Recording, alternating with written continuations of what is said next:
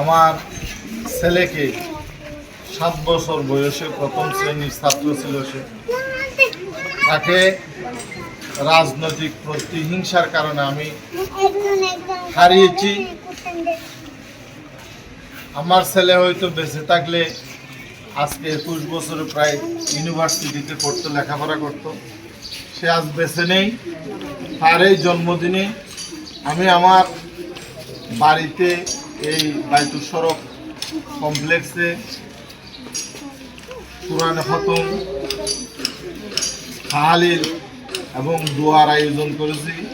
বিভিন্ন এতিমখানায় এতিম শিশুদের মাঝে খাবার বিতরণ, দুস্থদের মাঝে খাবার কাপড় বিতরণ, যে যে যত পাগল আছে মারুতের সাহায্যে সমস্ত পাগলদেরকে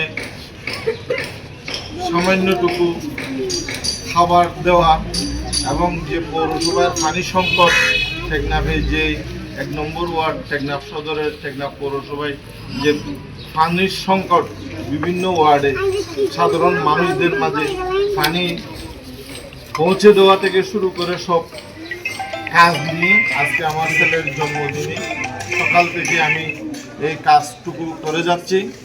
আমার ছেলের জন্য দোয়া করবেন।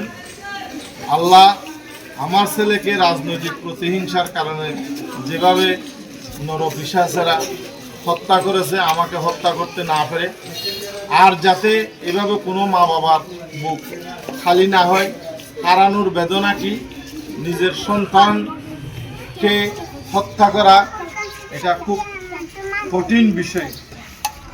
শিশুদেরকে খাদ্য দিয়ে এবং পাগল দুস্থ মানসিক রোগীদেরকে খাদ্য বিতরণের মাধ্যমে আমরা বারবার তার স্মৃতিকে ধরে রাখার জন্য আমাদের এই প্রতি বছরে আয়োজন করা হয়। তার পরিবারের পক্ষ থেকে, আলো স্মৃতি ফাউন্ডেশনের পক্ষ থেকে আমি বেশি কিছু বলবো না। আমরা সকল শিশু নিরাপত্তার জন্য আমি আজকের এই জন্মদিনে 21তম জন্মদিন শহীদ আলিউল্লাহর জন্মদিন থেকে আমি জোর দাবি জানাবো সংশ্লিষ্ট প্রশাসনের প্রতি এবং আইনশৃঙ্খলা বাহিনীর প্রতি। সকল শিশু নিরাপত্তার জন্য হলেও শিশু আলিউল্লাহর হত্যার বিচার সক্রিয়ভাবে এবং স্বয়ংসম্পূর্ণভাবে তার পিতার এবং তার পরিবারের আশানুরূপ বিচার দাবি আশা করছি, এবং যারা এই ঘৃণিত হত্যাকাণ্ডে জড়িত তাদেরকে আল্লাহ পাক হেদায়েত দান করুক।